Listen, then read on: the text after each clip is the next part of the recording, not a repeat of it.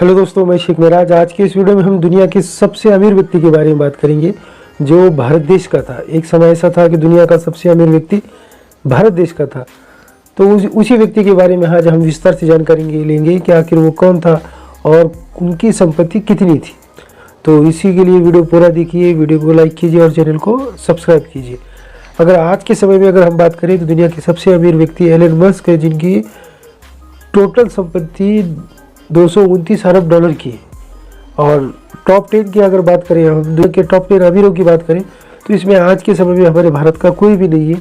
लेकिन एक समय ऐसा था कि दुनिया का सबसे अमीर व्यक्ति भारत देश का था और उसके आसपास कोई भी नहीं था, और वो थे हैदराबाद स्टेट के 7वें निज़ाम मीर उस्मान अली। ये सबसे अमीर व्यक्ति थे उस समय के। 12 फरवरी 1937 में टाइम्स पत्रिका की एक न्यूज़ आई थी, उनका एक आर्टिकल था। उस आर्टिकल में जो तो हैदराबाद के निज़ाम मीर उस्मान अली को दुनिया का सबसे अमीर व्यक्ति घोषित किया गया था, और उस समय उनकी टोटल संपत्ति थी 230 अरब डॉलर की। एलन मस्क से एक अरब डॉलर की संपत्ति उनके पास ज़्यादा थी, यानी 230 अरब डॉलर। तो इन्हीं व्यक्ति के बारे में हम विस्तार से जानेंगे कि आखिर कौन थे और कितनी संपत्ति उनके पास थी। हैदराबाद स्टेट यानी आज का तेलंगाना, आंध्र प्रदेश, महाराष्ट्र का मराठवाड़ा और कर्नाटक के कुछ ज़िले मिलाकर एक बड़ा स्टेट था हैदराबाद। और उस स्टेट पर जो है तो आसफ जाही राजवंश के लोग जो है तो राज कर रहे थे। उन्हीं को जो है तो निज़ाम कहा जाता था, और उसी निज़ाम में से 7वें निज़ाम थे मीर उस्मान अली, और यही सबसे धनी व्यक्ति उस समय के बने थे। 230 अरब डॉलर की संपत्ति के साथ साथ लगभग 100 बिलियन पाउंड का सोना इनके पास था। 400 बिलियन पाउंड के जेवरात उनके पास थे, और कई हीरे उनके पास थे, जैसे कोहिनूर जैसे कई हीरे उनके पास थे, जिसमें से एक था जैक डायमंड जो 280 कैरेट का था और जिसकी कीमत आज के हिसाब से 1400 करोड़ रुपए की है। 1400 रुपये करोड़ का हीरा वो जो है तो एक पेपर वेट की तरह इस्तेमाल करते थे, और ऐसे कई हीरे उनके पास थे।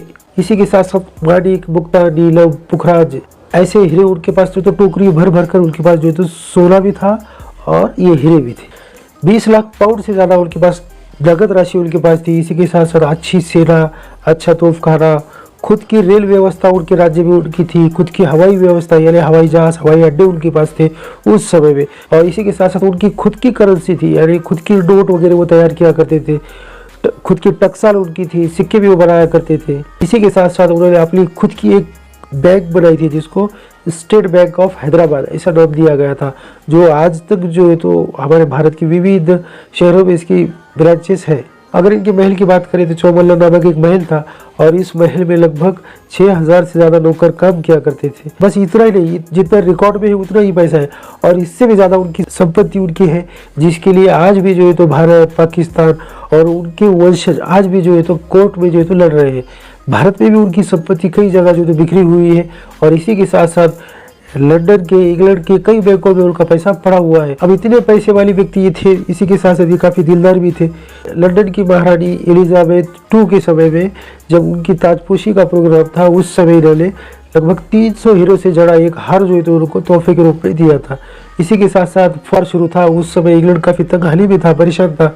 उस समय इंग्लैंड को पैसों की ज़रूरत थी, और तभी मीर उस्मान अली ने इंग्लैंड को 2.5 करोड़ पाउंड की मदद उनको की थी। इसी के साथ साथ 1965 में जब भारत का चीन के साथ युद्ध होने वाला था और भारत के पास पैसा नहीं था, तो लाल बहादुर शास्त्री इनके कहने पर हैदराबाद के निज़ाम ने 5000 किलो यानी लगभग 5 टन सोना जो है तो भारत सरकार को मदद के रूप में उन्होंने दे दिया था।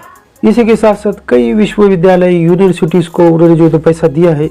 तो इस तरह से ये उस वक्त के सबसे धनी व्यक्ति थे। इनके आसपास जो है तो किसी भी देश का व्यक्ति नहीं था। फिर 1947 में भारत आज़ाद हुआ, और भारत आज़ाद होने के बाद 1948 में हैदराबाद स्टेट को भारत में एक एक्शन के तहत विलीन कर दिया गया, और भारत सरकार और निज़ाम इनके दरमियान एक समझौता हुआ। उस समझौते के तहत हैदराबाद के जो निज़ाम थे उस समय के, उनको हैदराबाद स्टेट का राज प्रमुख बनाया गया, और उनको जो सालाना उनको कुछ पेमेंट जो है दी जाती थी, और उनको राज प्रमुख का पद दिया गया। तो लगभग 1956 तक वो जो है तो इस पद पर बने रहे। जब भारत में भाषा के आधार पर राज्य बनना शुरू हुए, तब हैदराबाद स्टेट का जो निज़ाम का जो पद था वो पद भी जो है बर्खास्त हुआ। हैदराबाद नामक स्टेट भी नहीं रहा। 24 फरवरी 1967 को हैदराबाद के 7वें निज़ाम मीर उस्मान अली की मौत हो गई। उनके बाद जो वंशज आए तो वो भी काफ़ी धनी बने रहे।